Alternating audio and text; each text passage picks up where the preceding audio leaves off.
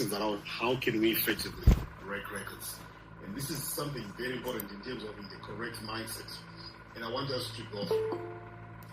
So there's a story that I share about this guy called, I think some of you know this guy, Anthony Vegas, who went to his doctor and was told he only had 1 year to live. So this guy, Anthony Vegas, so if you read his story, he's diagnosed with a brain tumor, and the doctors just gave him 1 year to live.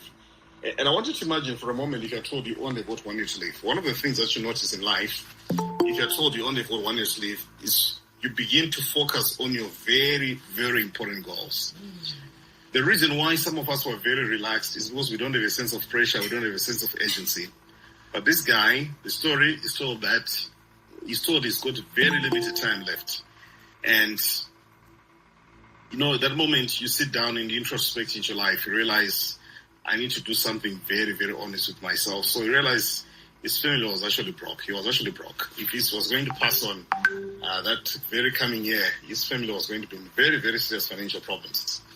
So what does he do? This guy was a journalist all his life, and he'd always fantasized about writing a book, but for one reason or another, he had not actually done that. And he comes to this particular decision. He say, what if I can just write some books, get a publisher, maybe my family can actually benefit from the royalties from these books. So he sits down, writes his first book, finishes it, does the second book, finishes it. And when the 1 year comes to an end, guess what? This guy doesn't actually die. And little did he actually know that the tumor that was facing and fighting had actually gone into remission. It was no longer growing. But by the end of that particular 1 year, it actually managed to write 5 best-selling books. And interestingly, instead of dying 1 year, he actually went on to live additional more years. I usually share this story quite a number of places just to illustrate that particular point. So this guy went on to live an additional 30 more years, to the extent that he even predeceased his wife, whom he was so worried about. His books were translated in dozens of languages, taught himself to speak quite a number of languages as well, because of understanding the priority of things that are very important. So what are the things that are important in your life? And that's one thing that I want you to understand. If you had 1 year to live, what would you do different? What goals would you pursue if you only had 1 year to live? I want you to focus on things that are truly important. And once you begin to focus on things that are truly important, it does actually help you. So one of the things that I want you to do if you're setting your goals, you need to have an understanding of where are you in life currently. You need to have that honest conversation. Where are you actually in life currently? One of the biggest problems you find in our society is we live in a society where people are always pretending. We pretend that things are happening, we pretend that things are moving, but you cannot actually move in life until you start these uncomfortable conversations and you ask yourself, where are we currently? And you ask a fundamental question, are you happy with where you are? In other words, if we freeze your life where you are right now, can we confidently say, this is the best that you're actually doing? But one of the secrets that I've realized is a number of times, if you are so content with where you are, you've given up the power to actually change your life. So we need to get that point where we need to do that. So why do I need to emphasize on these things for this year? We're still starting the year 2026, and sadly, the year is moving at astronomical speed. Imagine on Saturday is Valentine's Day. And the moment you're in Valentine's Day, you realize that in the next few days we're going to be another holiday. Then the year is almost over, actually. So are we growing? Are we improving? And I want you to focus on this image for a bit. I think ladies would understand this image for obvious reasons, because I think some of you have actually gone through this period where you've been carrying life within you. So this is a chart of what is called fetal growth from 8 to 40 weeks. And it starts as an embryo. Oh, by the way, I didn't do biology. I did integrated science in industry, science in commerce, science in agriculture. That's what we did, a bit of everything. So the conversation starts with an embryo there, but obviously says earlier. But in an embryo, what you're seeing at 8 weeks is what you're actually seeing at 8 weeks.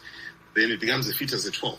Then the rest is something. So 16 weeks, 20 weeks, 24 weeks, 28 weeks, 32 weeks, 36 up to week 40. But I want you to imagine for a moment that you are at week 28. And the baby is showing you the image that you're seeing on week number 16. And that's something that I want us to think about. Week number 16. That's what you're seeing. The obvious question is, where are we missing it? Is the child okay? Is the child growing? But I want to shock you one thing. Not that I want to put pressure on you, but you see, a number of people, you're actually in week 32 of your life, but you're showing signs of 12 weeks. There's no meaningful growth in your life. Nothing is improving. And one of the things that are just improving for many people is just the change in years. And that's not growth, by the way. So we need to be very deliberate, very intentional about this conversation around growth. Are we growing? Are we improving? And the moment we get to that particular point, it does actually help. So I want to show you a story of people that set a goal. And this is one of my stories, by the way. 2 Kings chapter 7, verse 3. And a number of times, many of you, if you read my books, you found this story. Now there were 4 leprous men at the entrance of the gate, and they say to one another, why are we sitting here until we die? And this is the one thing that we need to start. Because you don't just want to start from nowhere. You need to start again in the context. So those who have read a bit of this story, so the Syrians have taken siege of Israel. And because of this particular siege, the Bible say there was great famine in the city. So when a siege is happening, these guys have gotten to the entrance of the city. So nothing is going in, nothing is going out. And because nothing is going in, nothing is going out, pretty much it means the supplies are cut off. There's no trade that's really happening. And because of that, there was great famine. But I want you to notice one thing. In the midst of that famine, that's affecting everybody, including the people who are actually very, very fit. You find the 4 lepers. But they started a conversation, why are we sitting here until we die? And this is one thing that I want to encourage you, gentlemen, ladies, that we can't change anything in life until we start asking the right questions. You can't set any meaningful goals in life until you start questioning where you are currently, until you get to that moment of discontent. Change happens when we get to that point where you say, enough is enough. And you set a goal to confront the challenges that you're going through. So these guys, they say, why are we sitting here until we die? Because they actually realize the reality that you can actually sit and you can actually die. And this is the challenge that I want to give you, all of us, that don't give up. Don't get to that particular point where you just give up on life and you're just waiting to die. Get to that particular point where you ask why. Why are you sitting here until we die? We say we enter the city, the famine is in the city, we shall die there. I want you to look at the conversation. They're developing a goal. So a goal has been said, guys, this is not right. So what do? Let us weigh our options. If we enter the city, the famine is in the city and we shall die there. And if we sit here, we shall die also. Now, therefore, come. Let us surrender to the army of the Syrians. I want you to look at the strategy. Very, very unconventional. So where the problem is coming, these guys, they say, let's go there. Let's go to the source of the problem, the Syrians. If they keep us alive, we shall live. If they kill us, we shall only die. That's what the New King James Version says. And I want you to notice one thing. These guys have set a goal, started a conversation, come up with their strategy. I want you to look at this. They're not saying, why are we sitting here until we die? And ending there. They're saying, why are we sitting here until we die? But most importantly, they're elevating the conversation. That's why it's not enough just to have a conversation on goals. We need to have a conversation around what is our plan for achieving those particular goals. And these guys get to a very interesting level where they're not just setting a normal goal, they're setting a goal that is quite challenging. They're saying, guys, we need to actually do something that is outstanding, something that's different, something that many people will not actually give a chance to entertain or to fantasize. So let's go to the Syrians. And this is one thing that I want to challenge you. If the goals that you're setting in life don't require you to put in effort, they're not good goals. Set goals that require you to be a better version of yourself. Set goals that require you to get out of your comfort zone. Set goals that demand more from you. Set goals that require you to give it your best in terms of thinking. Set goals that require you to become a different type of person in order for you to achieve those particular goals. So a number of times, many of us, we fall into the temptation that we just want to do things that are easy. And this is the reason why we're not growing. We're looking for things that are easy. And because we're looking for things that are easy, guess what? There's no growth in doing things that are easy. Real growth only takes place the moment we step into a level, into a space where we begin to do things that are necessarily easy. I like what Eugene Peterson says in the Message Bible. This guy is late, but was phenomenal. I like the work he did. He says it happens. I think that's the story that we find. But I want you to look at one thing. You say, what are we doing here? Sitting here at the death's door. If we enter the famine strikes, it will die. If we stay here, we'll die. In Shona, they say, and they say, let us take our chances. And see, the sad thing in life is the people who've understood how to take chances, they're doing it in the wrong thing. The guys who do gambling. You know, I was passing through malls yesterday. One of the most heartbreaking moments is when you see adults in a betting shop. They are watching dogs run. They are pinning their hopes on a dog whose name they don't even know, whose owner they don't know. Bro, these guys, they're taking our chances. I get worried that the people who are taking bold steps are people who are taking them in the wrong direction. Look at those guys playing aviator.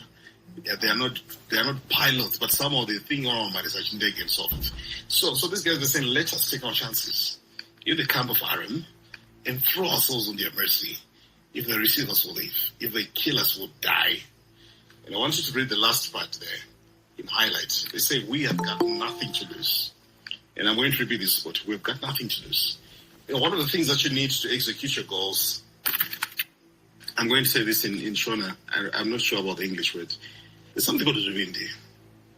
One of the things that will drive you, that will help your life, is getting to that point is Zuvindi. And once you get to that point, you realize that, get to that stage where you understand I have nothing to lose.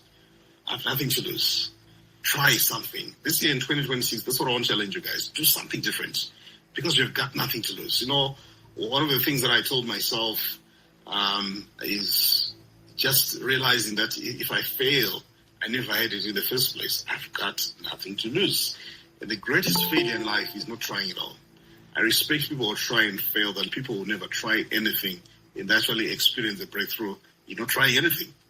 So I respect people who try something because we have got nothing to lose. So what do these guys do? Set a goal, come up with a strategy. Guess what? They execute.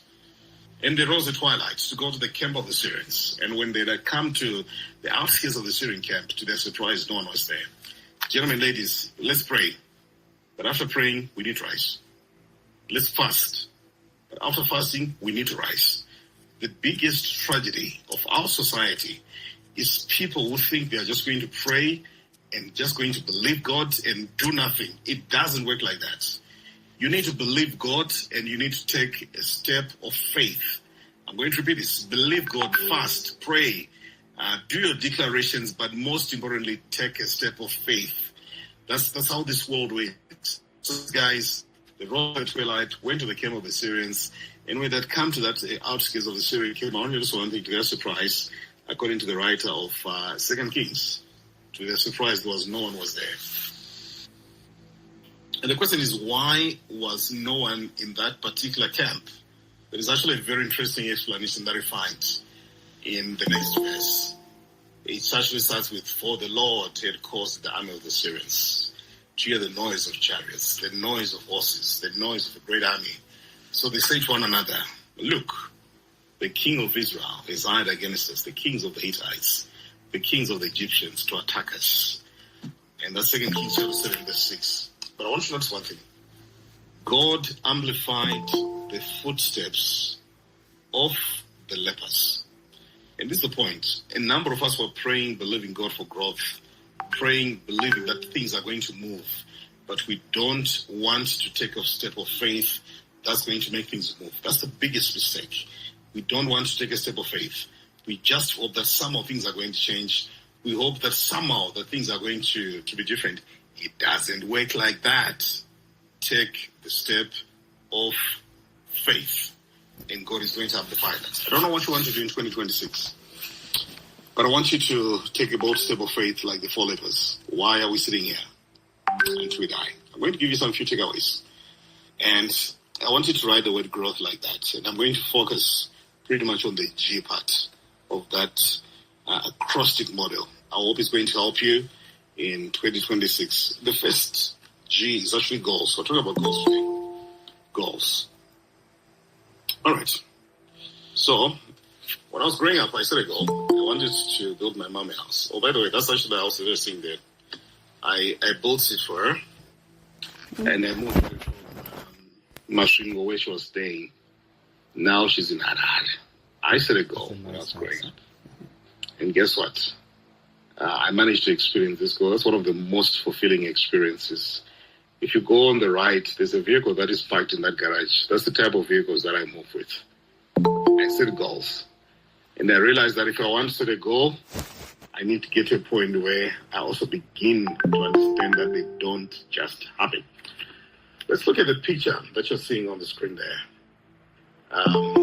That's one of the most interesting. So, by the way, I'm not a soccer fan myself, but I'm using this example because that's a more relatable example. So a number of times I've seen people wearing jerseys, Manchester United, Arsenal, Liverpool. Last week I saw someone, an image of someone with a wheelbarrow, which was carrying lots of leather. I don't know whatever that means. So I don't follow soccer. But one thing that I noticed about football is the importance of that particular image. I want you to look at that image. You see, football, soccer, depends with where you go.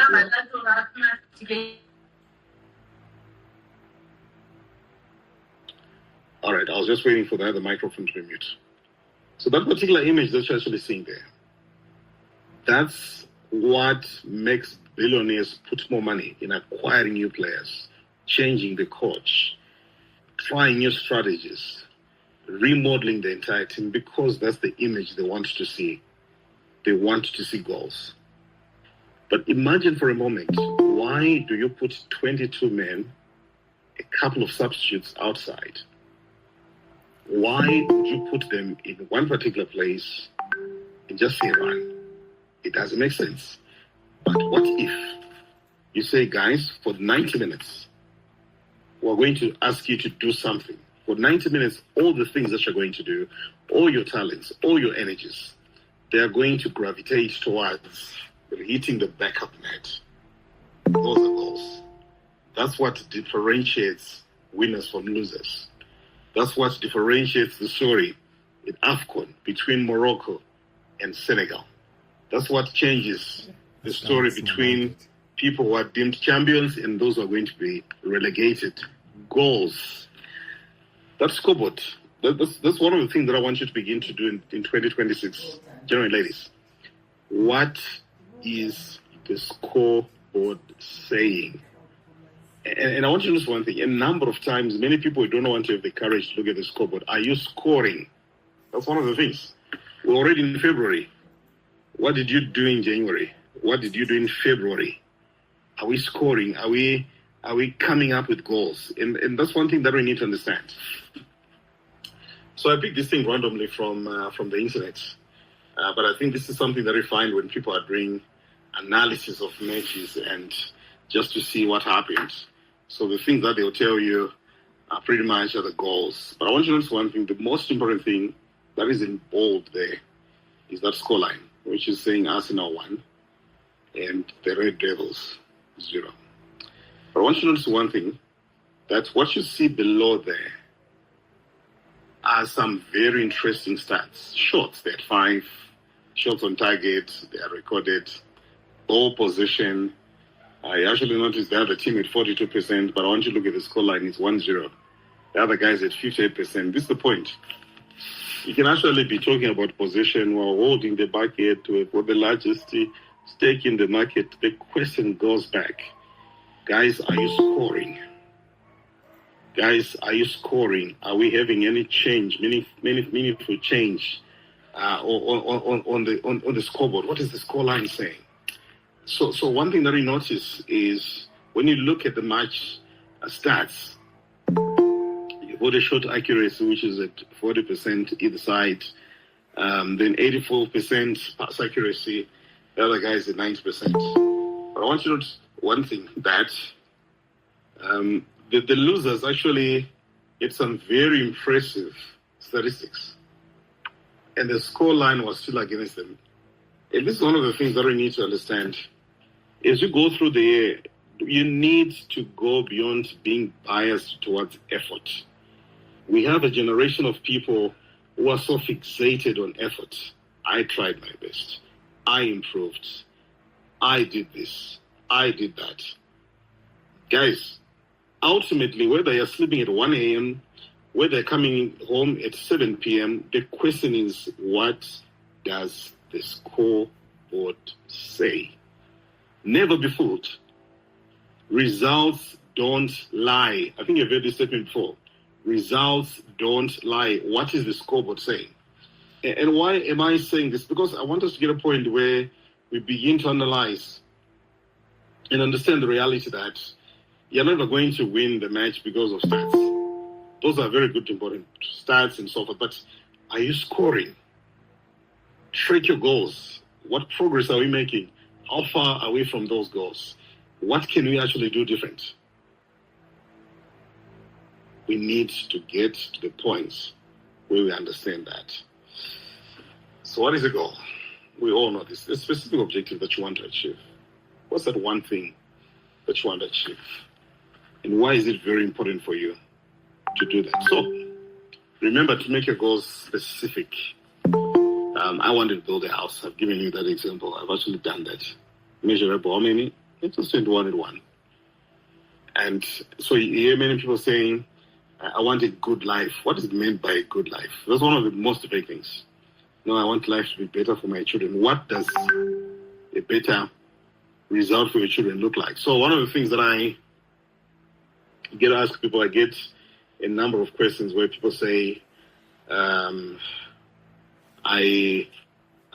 want to be successful. And the question that I'm always asking people is, what does the picture of success look like? What picture are you looking at when you're talking about success? Because majority of the times, many people, they just have an idea of the life, but they've not actually managed to itemize it in terms of what they actually want to do. So we need to get to that particular point and say, what is it exactly? So you need to specify exactly that's something that you want to accomplish. And we need to ensure that we make it measurable. That's why it's very important. So they usually talk in terms of goals. Very, very important. So we also need to understand the crucial distinction between goals and systems. So majority of the times, we just have a specific outcome that we want, but a number of times we don't put in the systems to actually ensure that we're achieving. So if your goal is financial, maybe this year you want to raise 10,000. I'm just giving you an example. You want to raise 10,000 all year. Some, maybe they want to get 100,000. So that's more specific. So what do you want to do? So you need to put in systems that ensure that it helps you to achieve. So sometimes you might want to break it down. Maybe my goal every month is going to be 5,000, 2,000, depends with where you are.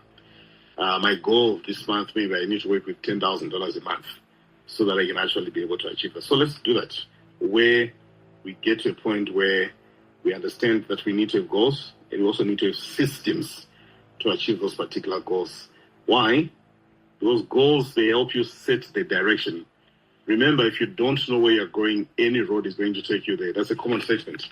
If you don't know where you're going, any road is going to take you there. And that's even why Solomon says, where there's no vision, people perish. You need to know where you're going. And so once you set the direction of your goals, you need to understand that there's systems that you put in place that will help you make progress. And one thing that you need to bear in mind when you're talking about goals is the importance of performance versus outcome. Many people want to just focus on the outcome, but we don't focus on the performance. Remember the example that I given you, those stats, the scoreboard, that we need to really focus in terms of, are we actually delivering? Are we doing the things that help us to actually deliver? So it's very, very important to actually do that. So let's have these goals that are specific, measurable, and action-oriented. So you find the biggest head of many people is we set goals. And once we set goals, guess what? We don't want to take action. I've given you the example of those 4 lepers, where they said, no, guys, we need to rise. We need to do something different. So I want us to get to that point where we're very, very particular in terms of taking action, so that it's not just going to end with talking. Ask a number of people. They'll tell you had brilliant ideas, like this idea And up to now, they're still where they want to. And let's also be realistic. You know, I'm one of the guys who speaks so much on being real. Don't go broke trying to appear like you've made it in life. This is one of the biggest problems. The majority of the times, many people are making foolish decisions trying to prove a point. Be realistic. Be realistic. So someone will say, I want to lose weight. Like, how many kgs? I want to lose 20 kgs. I'm like, you want to lose 20 kgs? What's your game plan? And you find that majority of the times they don't even have a consistent diet. They're not even doing any predictable exercise regime and so forth. So let's be realistic. And by the way, when you're actually setting goals, set goals that don't discourage you. So one of the things that I find is majority of the times we set goals that actually discourage us. So before you even start, you're already finished in terms of motivation, in terms of encouragement. So let's set goals that are realistic, and let's set goals that encourage us to do things. So they also need to be time-bounded. They have a time-bounded. So what are you doing in 2026? So one of the things that I encourage you, that if you don't put time to anything, pretty much it's just a pipe dream. It's not a goal. Always set goals that have a timeline to them. Set goals that have a timeline to them. So I got a small circle of people that I do those monthly financial challenges. We started off from $100.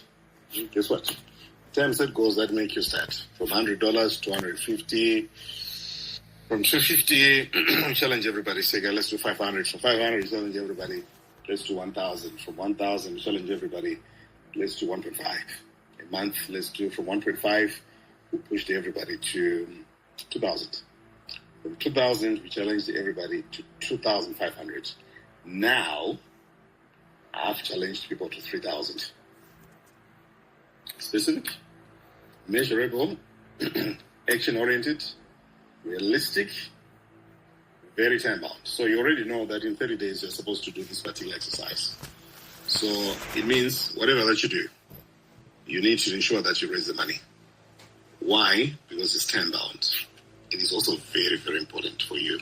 So I want us to be very, very mindful about setting very smart goals. By the way, we don't need to reinvent the wheel. I didn't create this principle of smart goals. These things have always been there.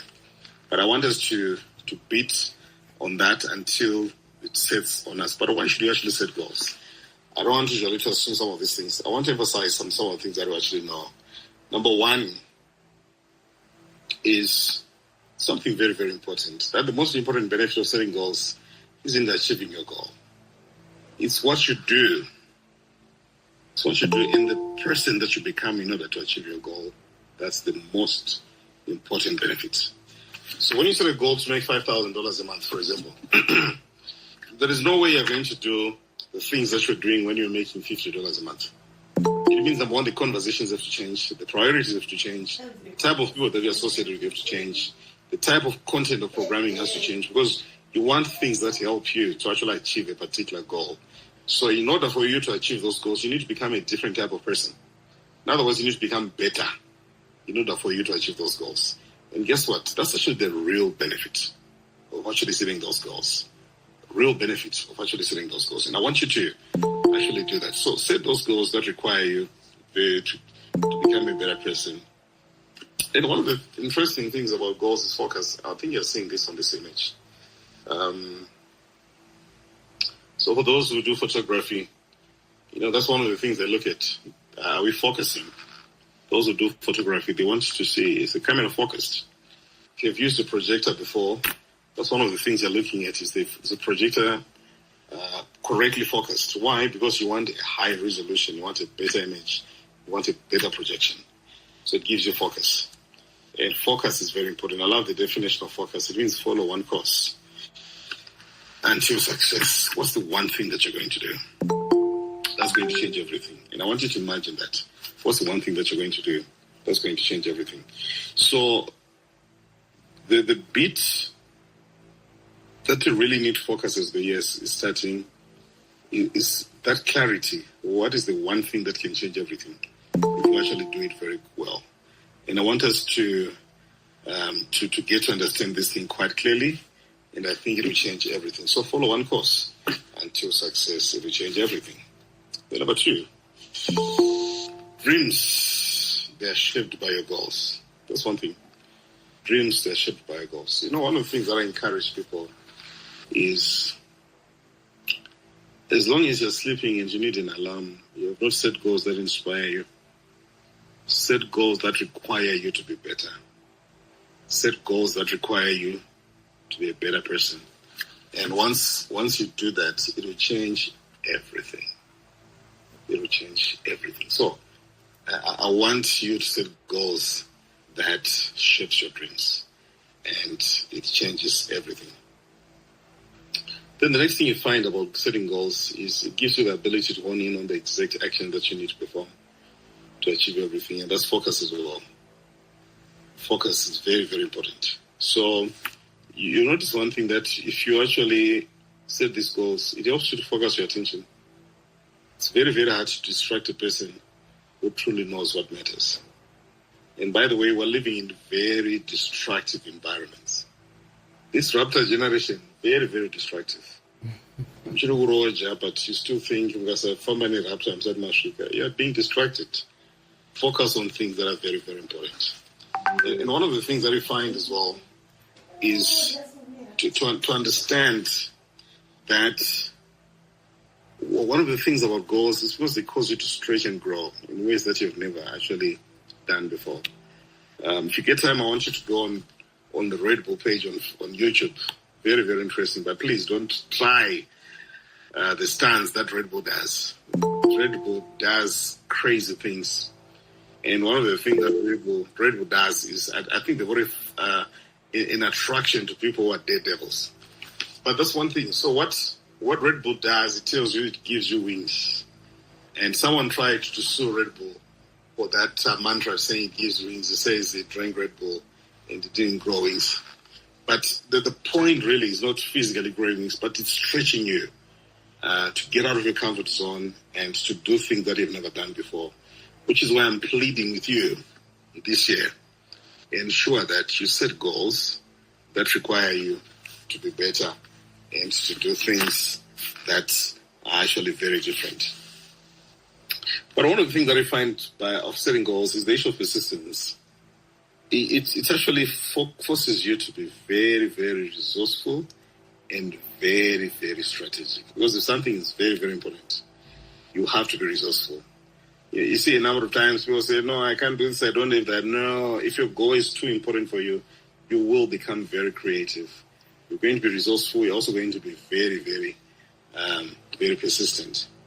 And so one of the things that you need to understand, that when you set goals, not all of those goals are going to be very exciting. But one thing that goals actually do is they help you get a reason to push through pain and boredom. Push more. Do more. Do different. Do something different. And I want you to actually do that. There's a statement by a gentleman called James Clear. I think a number of you have read this book, Atomic Habits. It says we don't rise to the level of our hopes. We fall to the level of our systems. We don't rise to the level of our hopes. We fall to the level of our systems. Which is why we need to understand that hope is not a strategy. Hope is not a strategy. That's why I don't understand someone who says, ask them, what are your plans for 2026? You just say, I hope the year is going to be better. No, hope is not a strategy. So I want you to do that. It actually helps you in terms of setting those particular goals. So what I want you to do is to think about that goals that you want. What do you want to do in 2026? What's the one important goal? And I'm just going to allow a few people to come through with their contribution. What's the one important goal that you want to work with on in 2026? If it's not very confidential, we'll be very, very happy to hear that. What's the one goal that you want to achieve? I just want to get 1, 2, 3 contributions before I proceed to the next item.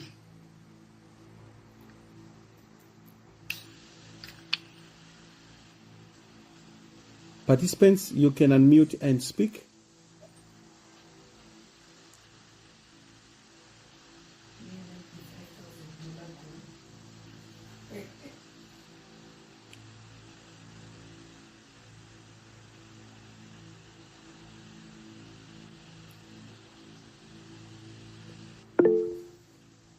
So I want to get a driver's license. Beautiful, beautiful. Yeah. Any more goals? I want to write a best-selling book. Tinashe Mangena. Mm-hmm. Lovely stuff. Yes, keep them coming through. What's your goal, and why is it very important for you? That's one thing that I want to hear from you. Why is that goal very important for you? You see, one of the things that I want to encourage you, your goal should not can actually be very non-monetary. One of the things that we've done, we've lived in a society that's so money biased, where success by definition always means money. It doesn't always mean money.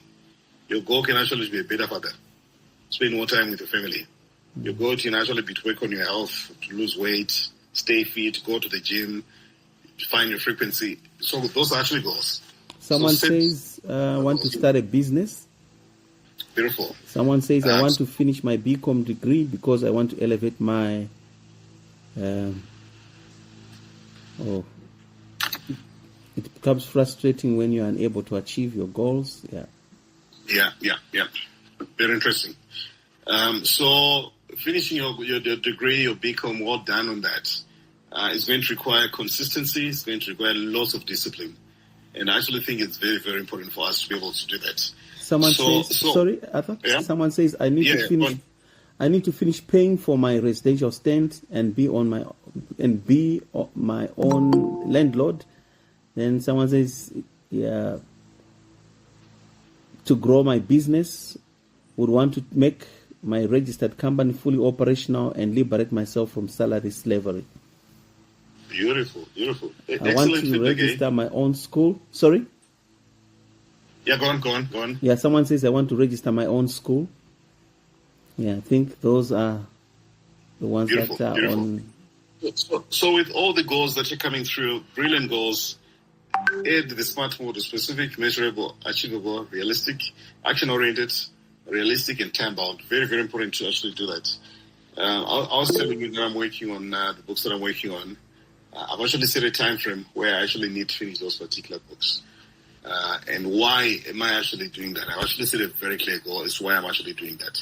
So I want to encourage everybody to be able to have that clarity as you're going through the year. So, I was sharing something with this person. I'm like, $10. I want to live an auditorium. Oh, beautiful. You want to have an auditorium? Oh, that's great. Business, conference, church, and what do you want to do with it? So also interrogate that. It does actually help.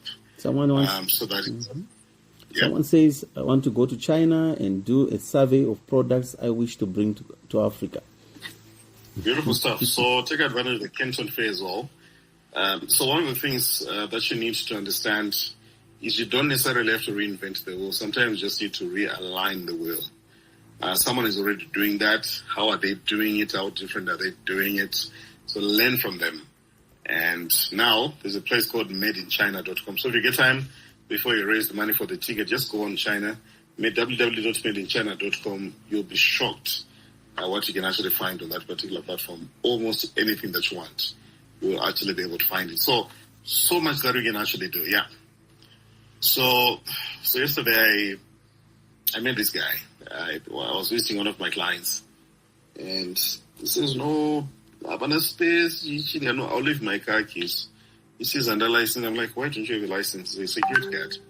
He says, "Under married." Got how much? $200. We got no $200 for 3 years. We're going to $10. We got 21. We got that. So when you set goals that are very important, guys, you'll be shocked what that does to your resources. So I want to introduce you to something that is very memorable. It's a research-based system that you can actually use for setting goals this year. And I want us to use what is called a GPS framework. GPS framework, it actually works. So you can also use the SMART, but you can also use the GPS framework. And this is what I want you to do. Number one, let's write the G. It's standing for the goal. And this is what I want you to do after this particular program. The goal, where are you actually going? Write the goal. Where are you actually going? It's very, very important to remind that. Where are you going? Remember the story of the 4 lepers. why are we sitting here until we die? They decided to come up with a very clear conversation. So where are you actually going? Then the P stands for the path. How are you going to get there? That's the action steps, that's the timeline, and that's the resources. And the signposts. Have you written this? Number 1, G, it stands for goals. Number 2, the P stands for the path. How are you going to get there? In other words, we need to itemize the action plans, the steps that are supposed to take, the timelines, and the resources that we need. Who do you actually need for doing this? So early days when I was starting to write books that were education-oriented, academic books, the first thing that I did was to identify people who were in the space where they were also publishing books. I had to say, how do you go about it? And it started showing me the ways. So my goal was to write, first was 1 book. Later on, I grew it.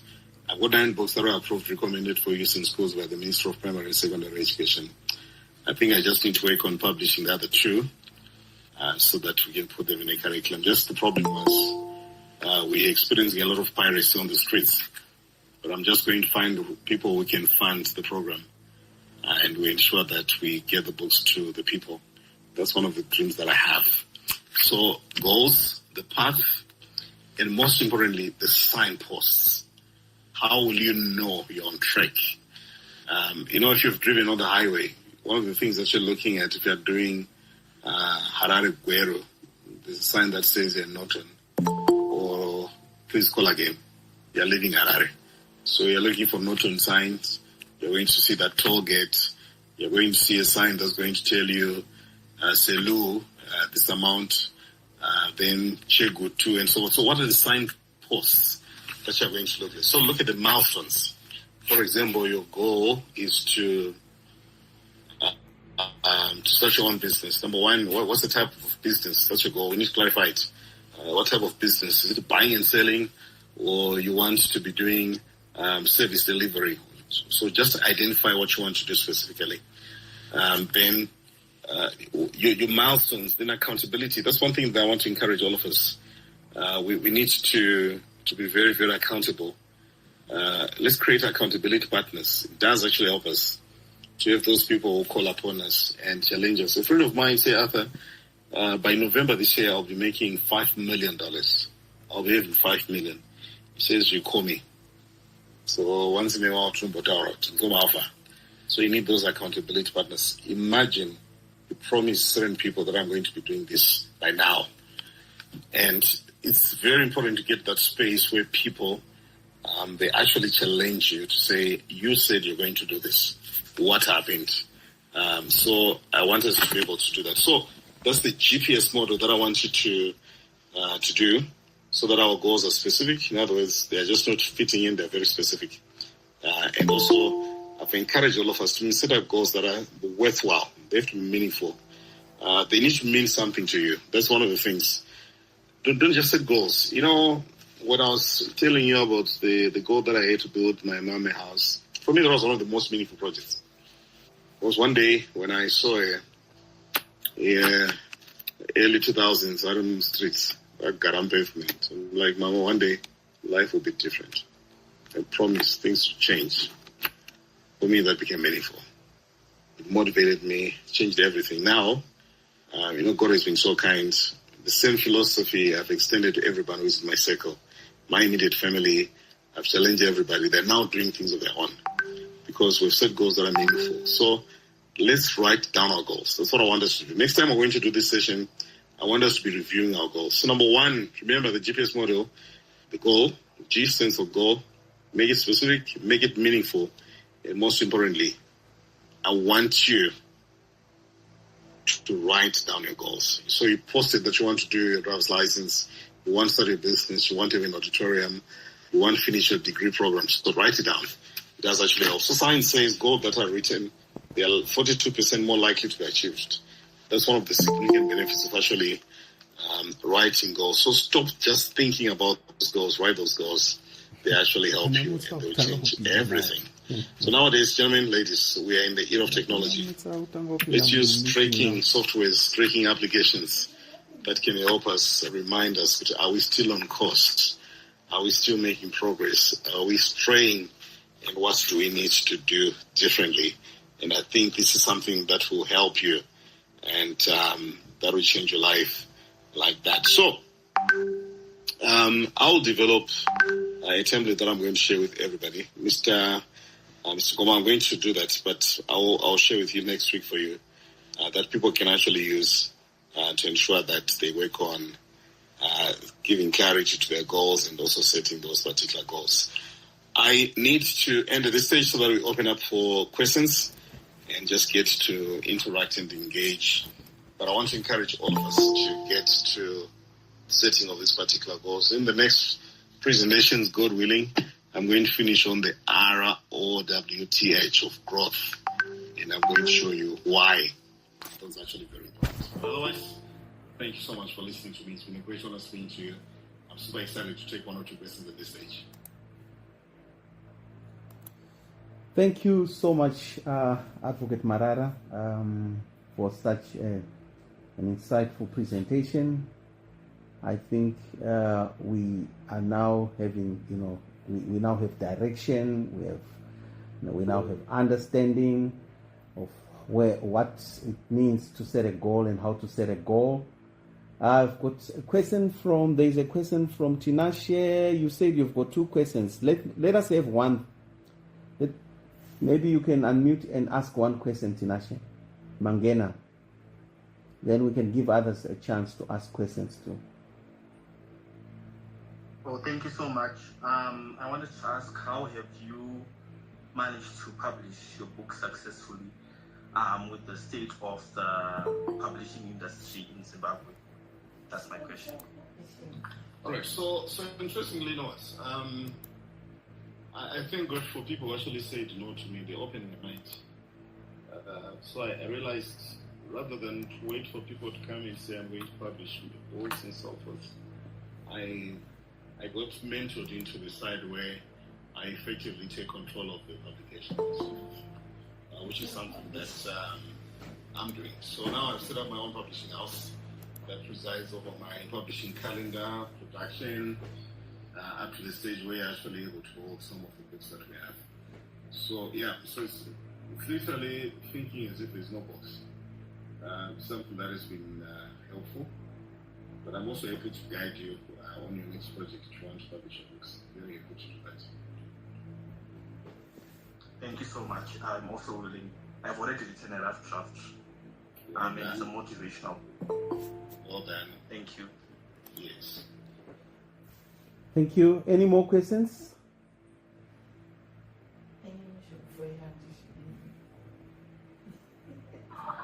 Yes, I've got a question. All right.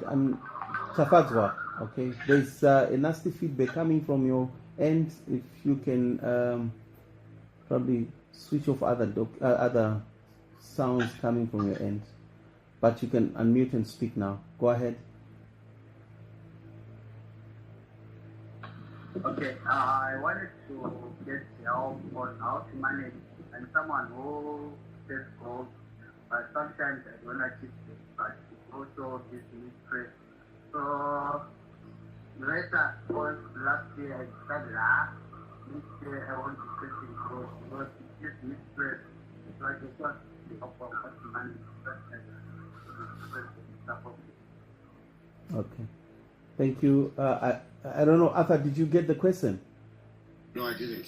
Let's come again on that. He sets goals, he struggles, and he's asking, how do I manage to follow through my goals? Because he's getting to a point where he's frustrated, and this year he has said he's not going to set any goals. All right, fine. So number one, we need to understand what's causing the frustration. Maybe you're setting goals that are too high. Alternatively, it doesn't motivate you enough. Alternatively, it's sometimes lack of passion, or alternatively, outrightly lack of consistency or discipline. So I think let's do a root cause analysis so that we need to get to the root and understand what's really happening. But one thing, when you're doing goals, gentlemen, ladies, goals that are too important to ignore. I think you've been following Elon Musk, what he's been saying about the Mars mission. That he sat down, he says, no. Mars can take us longer. We're not going to focus on setting a moon base. But whether we like it or not, even if the moon is about 7 days to travel, but it's not even a joke getting to the moon. But this is a guy who realized we may take longer. But the goal is still to be able to promote human beings in other places. But this is one guy who has realized, no, the goal is a lot of work, but we're actually going to do something that's actually going to push us closer to that particular goal. So I want you to do that root cause analysis, where we realize where we're losing it, where we're losing the motivation, where we're losing the inspiration. Then we do something about that. But let's try it. Don't give up. Set those particular goals. At times, you may actually want to revisit those goals that you set last year and really say what really happened so that we are able to achieve those particular goals. You can't give up. There's no other way around. Yeah. Thanks. Jacqueline Chingea. Yes, good evening.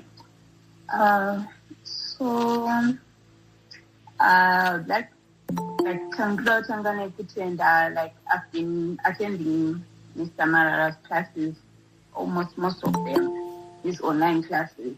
So I'd like to thank him that now I've managed to set my goals clearly, and I've managed to accomplish some of the goals. Last year I took my license and I managed now I can drive where I am. I can drive going around everywhere I want to go. I can drive myself. And now this year I've set my goals, like I want to save some money to buy a standing sim. But now my question is, like, he was recommending to put something like that will be like, like an app, like my goals are how you are setting your goals, where you are like a tracker. So I wanted to ask, which one can you recommend me to use? All right, fine. What I'll actually do, let me search online, then I'll recommend. But one of the things that I actually want you to do, you can actually utilize your own calendar. So one of the things that I encourage you, your calendar is one of the most interesting tools, where you can literally set your timelines on your calendar, set reminders and so forth, so that you get to check where you are. But most importantly, as well, just say accountability partners, people actually take you to task. I think it will greatly help you. And congratulations on your success, eh? I'm super proud of you. Well done on that stand. And once you've done one house, trust me, building is very addictive. Very addictive. You feel like you want to do the next project and so forth. You actually enjoy it more. So what I want to encourage everybody is identify that one thing that scares you the most. And I want you to do it. Identify the one thing that scares you the most. It will change your life. Now, thank you. And then there's Sharon Tasha. Unmute and ask your question, Sharon.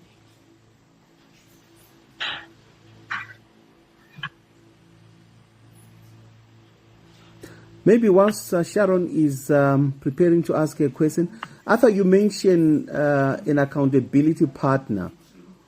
Maybe the question is, what sort of person, what sort of traits do you look for when you are trying to identify an accountability partner?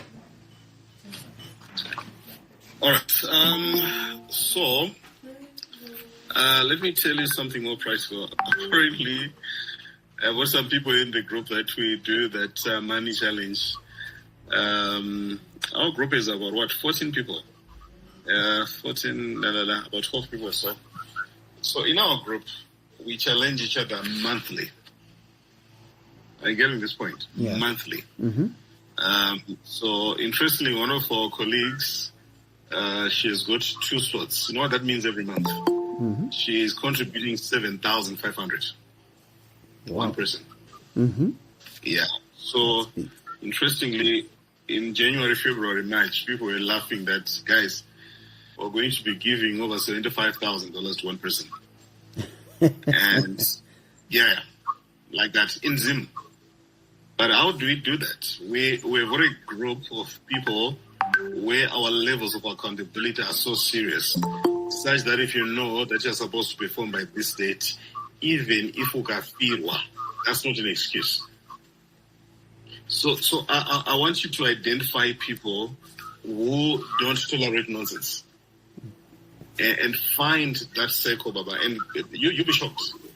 Those circles are actually real, where people will not tolerate mediocrity, where people will not tolerate being average. So let me share with you some of the experiences. A friend of ours in that particular group, the month that he got the money, he bought a house. We did the agreement of sale, and now I think they're actually targeting the next project. So what we want to do is to get to that point where we need to normalize setting those particular goals. It will change everything. So accountability partners is finding people who have got the values, who are as hungry as you, who are sometimes even being better than you in whatever particular endeavor that you want. It actually changes you. So right now, in my circle, one of my very good friends, he owns over 5,000 stands in Zim. Wow. In Zim, yeah, real story, over 5,000. So this is the circle that I am. By the way, 5,000, I'm actually being very conservative. I think it can actually get to 10,000. It's quite huge. So these are the circles that I am in, where he's always challenging you to, that's the circle that I am in. So that particular circle, we usually sit down, laugh. When I was doing that project, he told me something very interesting. So, come on, you can just do one or do the project through what he calls a tortoise approach. He's the one who taught me that concept. The tortoise approach, fortunately, now he says, I now do your tortoise approach. Because he's saying, no, I've seen it works one step at a time. But it's getting to be in the space where you're having conversations with people who are also doing things that you want to do. And who also understand what you want to do. So I think we need to be very intentional, but also we need to be very selective in terms of being intentional. So that's what I want you to do. Be intentional. Be in a space where people are constantly challenging you to be better. Not putting you under unnecessary and unhealthy pressure. That's what I can encourage you to do. Oh, thanks so much. And then there is Panashe Chikudza. How can I stay motivated when I feel overwhelmed or stuck? Let me tell you one thing. One of my powerful tools is I sleep all the time. I sleep. I actually sleep. When I'm too tired, I rest. I refresh. So today I was with my building team for one of the projects that I'm doing. And we were trying to do some modifications. But you know what I'm doing about? Yeah, you're trying to come up with something different. So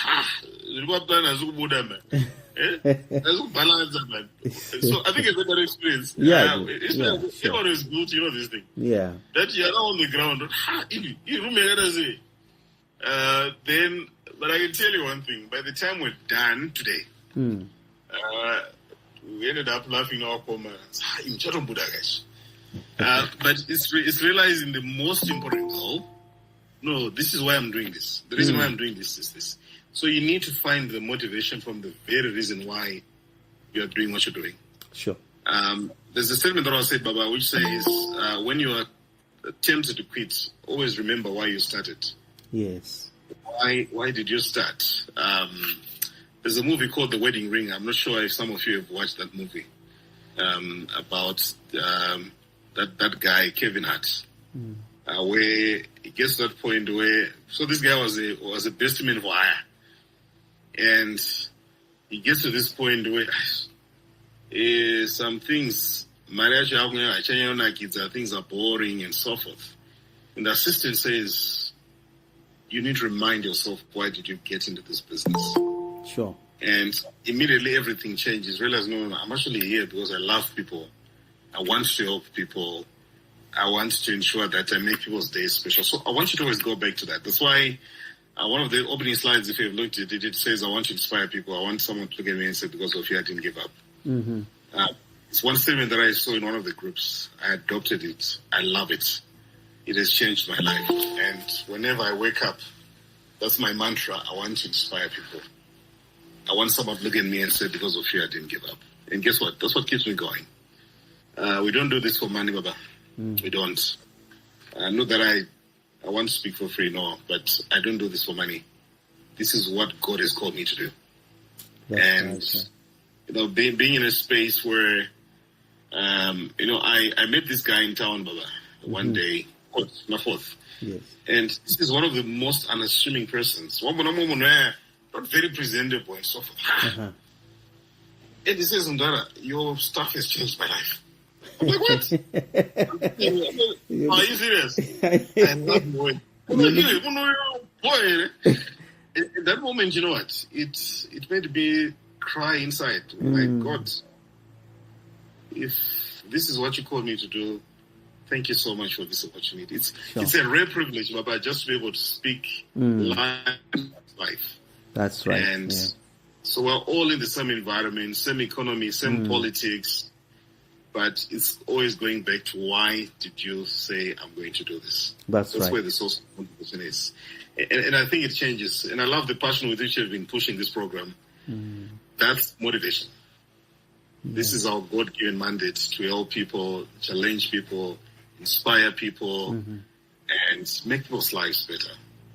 It's really, really amazing. So before I came here at 7, I was literally driving from somewhere. I literally had to be here on time. So I remember logging in some few minutes. I think you'd actually sent me a message saying, Baba, we're already in. I couldn't afford to be late because this is truly important. Sure. It's truly important. So thank you so much. So everybody, let's find motivation for purpose. Why did we start what we started? Wow. I think that's the right point to end this conversation.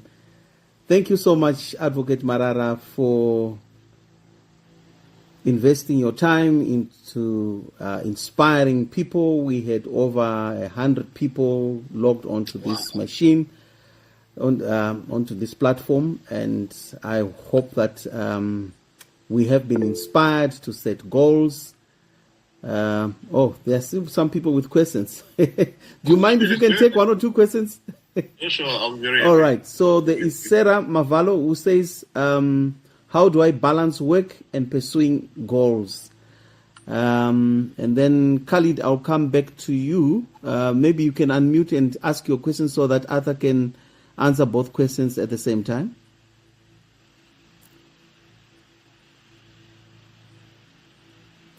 All right, maybe you can answer how do I balance work and pursuing goals?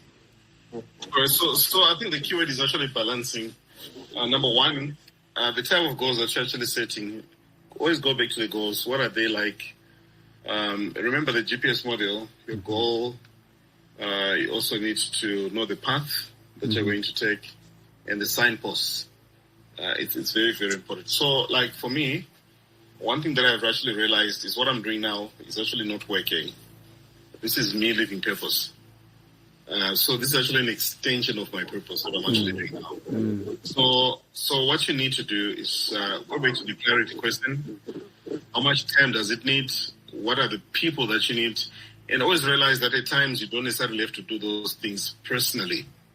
At times you also need to understand that you need to understand the value of having teams of people in your circle, people who can actually help you to achieve those particular goals. Guess what? It's something that you can actually do. But most importantly, it goes back to the specifics of what you want to do. What are the demands from that particular goal? What are the demands from family? And seeing how we can also strike a healthy compromise. That's one of the things. But trust me, everything comes with a sacrifice. That's one of the things. At times it's going to take a bit of time from you for sleep. At times it's going to take a bit of time that you usually use on your weekends to do that particular goal. So let's always go into the specifics and see how we can actually create time for that. No, thank you. Thank you. Khalid, do you still have a question? Thank you very much. Mine is not a question, but it's a compliment. Okay, go ahead. Just make it short so that we can then finish it as soon as It's just appreciating the motivation and the lectures which are being given by Advocate Arthur Marara. You know, to me, I'm a living testimony from his lessons. They are very practical and they are very real. When I met him 2 years ago, My life has never been the same again. But when I started talking to him, I was like, hey, motivational speakers. But when he took me through the process, up until today, I really appreciate because I've seen him living what he speaks. So I just want to say, may God bless you, Advocate Ataman. Thank you so much, my brother. You're really kind, eh? That's right. No, thanks, Khalid, for such kind words. And it only shows that the work that Arthur is doing is impacting a lot of people positively, and people are growing. Arthur, there's just one guy who is asking, how do I reach out to Mr. Marara for advice on book writing? Where can I contact him? Yeah, so if you actually know our groups, the Inspired 365, just inbox me from that. You can inbox me from any of the groups, or alternatively just come in directly. The number is +263. I'm actually going to type it here. +263 78 00 55152. Just don't say hi. You make it difficult for me to respond. Yeah. Yeah, I know what I share the same experience. Somebody who just says hi. You don't know what they want. I get lots of messages, so I value messages that are very clear. Yeah. That says, hi, my name is so and so. What's your number from so and so? This is the help that I need. That's right. Immediately I can. So someone sent me a 15-minute audio. It says, did you listen? And I'm like, I did it. I don't have 15 minutes. No, I don't. Because if you take 15 minutes, that's a quarter of an hour. That's right. So I actually don't have that much time. Yeah. So no, thanks so much for that. And thank you for all the kind words. And most importantly, many thanks to you for being selfless and organizing this. I know it's a huge sacrifice. You're supposed to be at home with family resting, but you're actually doing this. So I'm truly, truly indebted for this opportunity as well. So thank you so much. So the number that I've shared in the chat section, for those who are not on our groups, you can actually join on our groups. Then you can also get to see some of the stuff that we share. And I hope and pray that you'll be inspired as well along the way. Thank you, Advocate Marara, and thank you all the participants who managed to connect to this session. We are so grateful, and thank you for your commitment and participation. Our next webinar will be in the next 2 weeks. We'll be advertising it on different social media groups. So you're welcome to join the next sessions. Otherwise, it's a wrap. We just want to thank Advocate Marara once again for devoting his time to inspire us to be better versions of ourselves. Thank you, and let's have a good evening. Bless you, Thank you so much. Okay.